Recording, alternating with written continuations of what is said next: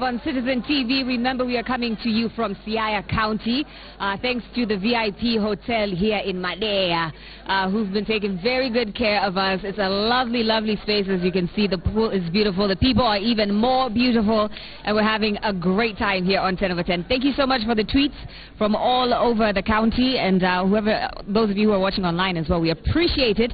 I want to thank one special guy who I forgot to thank earlier, who's holding this show down, the one, the only DJ Crossfade. Make some noise for DJ Crossfade! Yeah. Cross the master, that's the dude, man. Always holding us down here on 10 over 10. We appreciate you, Crossfade here. But time for us to get real. Since we're in Siaya, I thought it would be nice of us to talk to some of the young people in Siaya and see what's really good. You know, how's the hustle looking like here in Siaya? So I have 3 young people here from around the way. Introduce yourself. Okay, my name's Francis Ochieng. Metoka wapi? I come from Siaya, just within. Yeah. Okay.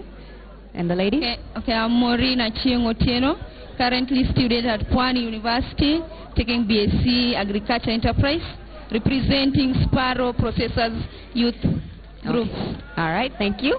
I'm Lamek Baraza. I come from Siaya Town. Thank you very much. And what do you do for a living? Or for...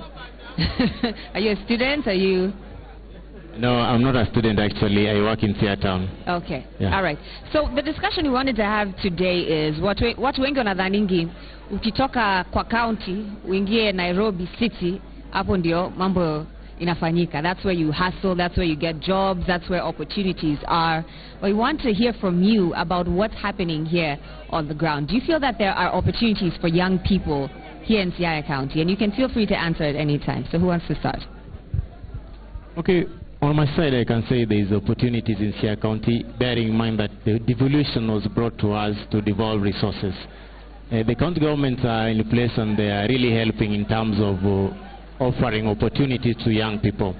We must appreciate that the government, both the national and the county government, cannot offer jobs to everyone.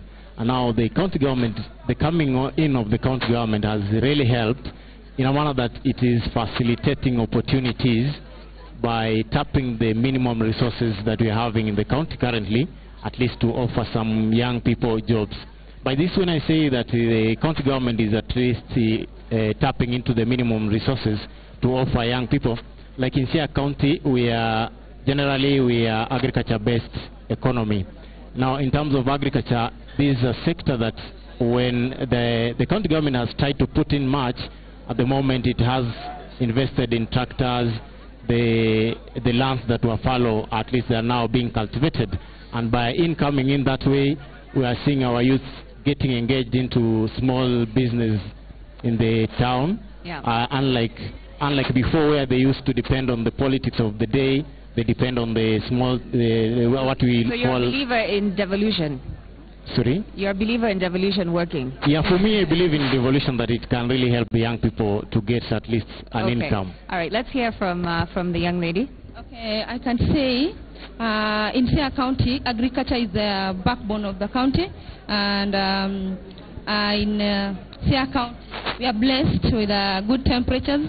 And I think youths can venture on businesses like orchards, vegetables. Like me, I have a group company. We've formed a company. We process juice. We take advantage of the readily available mango, and they're very affordable. So we use it.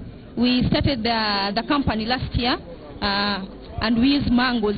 And mangoes are doing well in Siaya County. So I can say that the temperatures, and Siaya is endowed with large water bodies like Lake Victoria, Lake Kanyaboli, River Yala, and youths can use the river lakes to venture on fisheries. Like they can buy the cages. One cage goes for 70,000 shillings, so the youth can venture on cage fishing. But also, like you said, agriculture is something that is working here in this county. What has been your experience? Okay, according to me, I would talk about tourism as a sector. Siaya has been a county that has a lot of potential in terms of tourism. And as I could say, when we observe the tourism development level in the county, it requires the input of the youths as a whole. And I think out of that, most of the tourism opportunity available, like culture, most of the youths are energetic, and I think they're authentic. They have the original culture of the Luo in Siaya, and I think they can give it out and earn something out of it. Well, since you're a student, do you feel like, people who are in university right now, when they finish school, who are, in neighboring universities here, who are actually represented in this audience, when they finish school, what is usually the plan? Is the plan to stay here, start a business, or is the plan to move to Nairobi, move to Mombasa, move to somewhere where, they think, things are happening? Okay, as usual, most of them will think that urban areas are where jobs are created and there are more jobs there.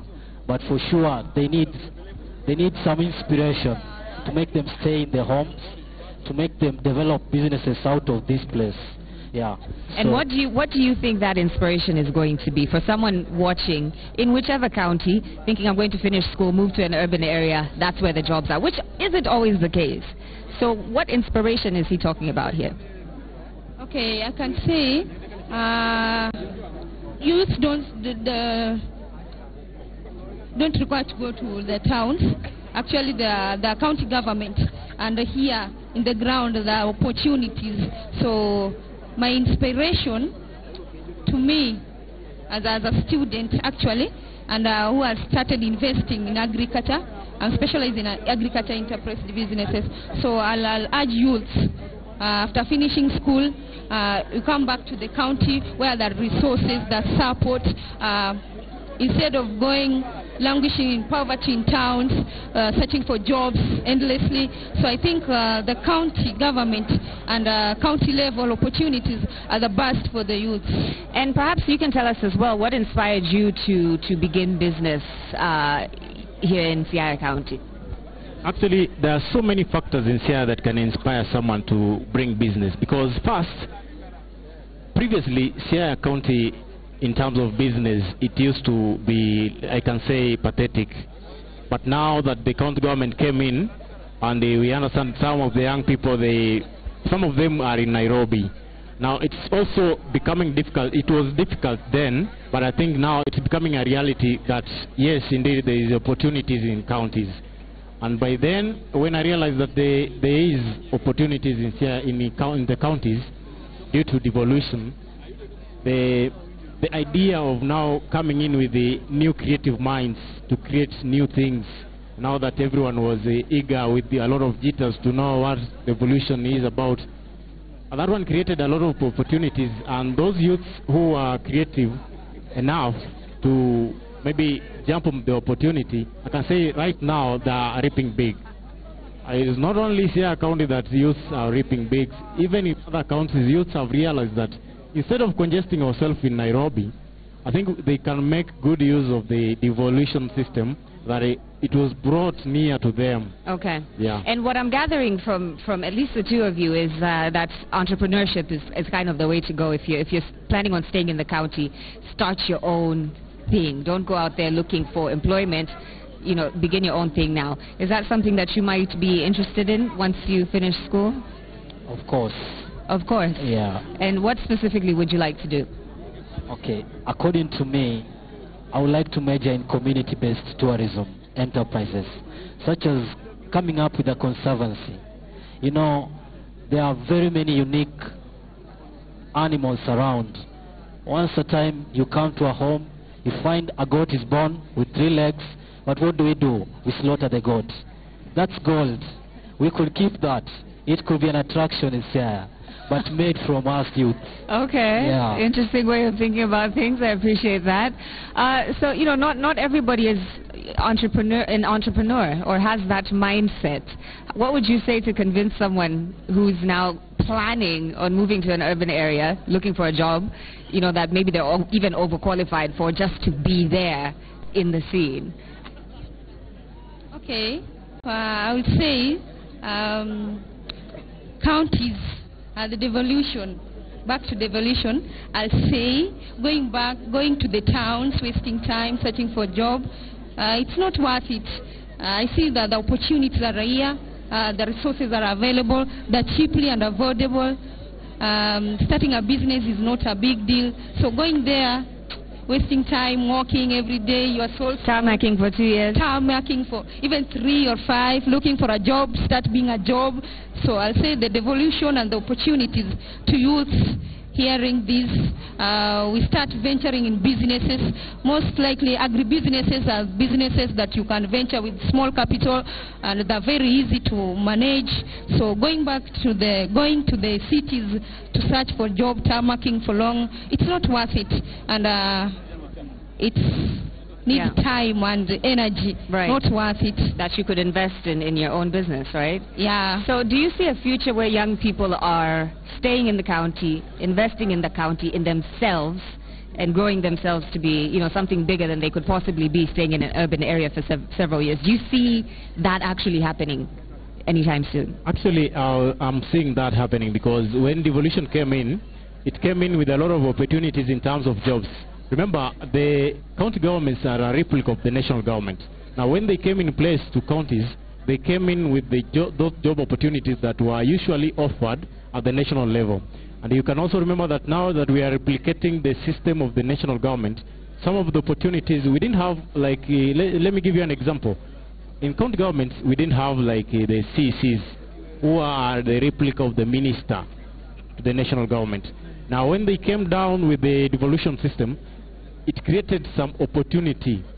Though right now young people are being locked out because of experience, but with the time, now that they are out there looking, hustling, and maybe they can get to be employed in 1 or 2 positions, if they come down here to the counties, now they will have an opportunity to have been gotten that experience. Now that when they come, they can at least qualify for the time being. But at the moment, it will be very challenging to them to get a job at the moment here in the counties, because we know how counties are being run at the moment, because at times... What are you shaking your head or agreeing with him? What's happening here? At the moment, the opportunities and the jobs, like the county tenders, groups form groups, they have a little money, and when the tenders in the county government, I think and I know the youth groups will be given the first and the very opportunity, priority. Yeah, so I think that currently there is the county. She disagrees. Yeah, there's future. He agrees, but now he's agreeing in terms of the entrepreneurship. I was agreeing in terms of maybe job opportunities, the county government giving them jobs directly. Yeah, I understand. And we also recognize the fact that the county government cannot give a job opportunity to all youths. We are many. Yeah. The last time we checked, the government, before the county government, the government was only able to adapt 700,000 people in the formal sector. But now that one gives, I think the number has increased due to the county government, now that it has brought in new opportunities. Yeah. And I believe there's a future for the youth. They can look for the jobs in the county government, and in terms also of entrepreneurship, they can be creative and create their own jobs. Okay. You know, this is all very encouraging, because I'm sure there's so many young people watching who, you know, are students, are about to finish school, have finished school, are kind of, you know, in that you know, that limbo. Not everyone goes through it, but many do, of I don't know what to do next. So, you know, this is encouraging to sort of hear the next steps. What do you think that the government can do more to support young people in counties who really just honestly want to make a good living and want to make something of themselves? We'll start with you.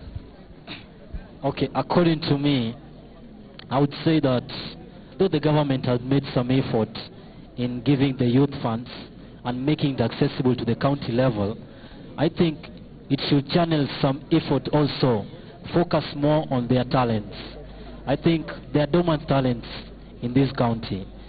I would reason like how many Congestinos would we have produced so far if we would be serious with our talents. Yeah. So I'm like, we need to focus more on our talents. Nurture and the government should give us more support in that and ensure that we come up with something productive. Because if I would see the soccer of the country and I would see players majoring from one sector and other counties yet they claim to select players from every county.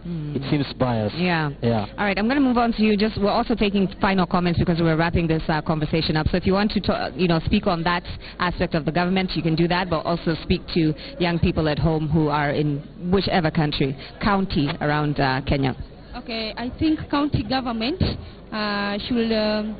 should support actually the started enterprises, the youth that are involving in the agribusiness. They should at least open the market links for them to generate more funds, and also the county government should carry out a program at least to incubate, to make awareness on youth. Like, for example, there is an organization here in Sia currently, ASDSP, Agricultural Sector Development. They are incubating youths, and there are no youths to be incubated. They want to incubate youths for 2 years, yeah, on entrepreneurial factors. So even if you want to start the business and you don't... Continue. Yeah, if you start a business, most of the youths, they fear failure. So they hold back because they fear to fail.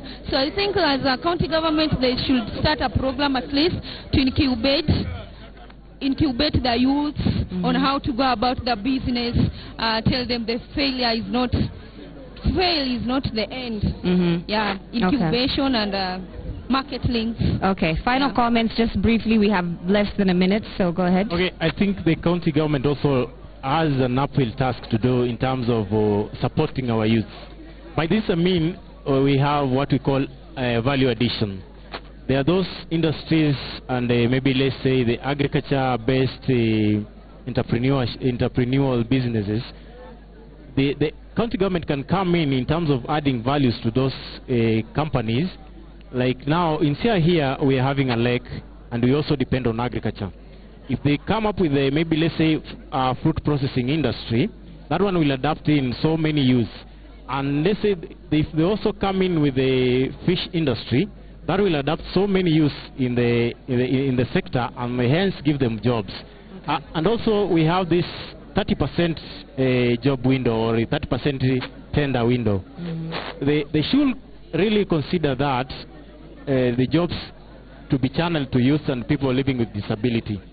By that, at least they will be helping some of the youth who are idling around, and maybe even those who are not idling, but they are doing something, but they're not getting the tenders with the county government. Okay, all right. Yes. Sadly, we're out of time, but I want to thank all of you for being here. It's been a very encouraging discussion, and you've had really, really good inputs into the discussion about young people investing in themselves and in the county. Please give a hand to our panelists for coming through to 10 over 10. They've been absolutely fantastic. Of course, this is 10 over 10 on Citizen TV, the hashtag 10over10. Thank you so much to PSK and Trust Condoms for reminding us. Kuwa True, we have some more sweatshirts to give away, some hoodies here that we are going to toss into the audience. Wewe uko kwa maji sasa. Ndakupatia ukitoka. Ndakupatia ukitoka. You gotta give I was told to give one to this side. All right. Okay, listen, I'm not trying to... Hey, chill. I'm not trying to get killed. Ukitoka ndakupatia. Madness, it's madness. Oh, God. Stick around, we've got much more. Of course, Jua Kali is still going to hit our stage here on 10 over 10.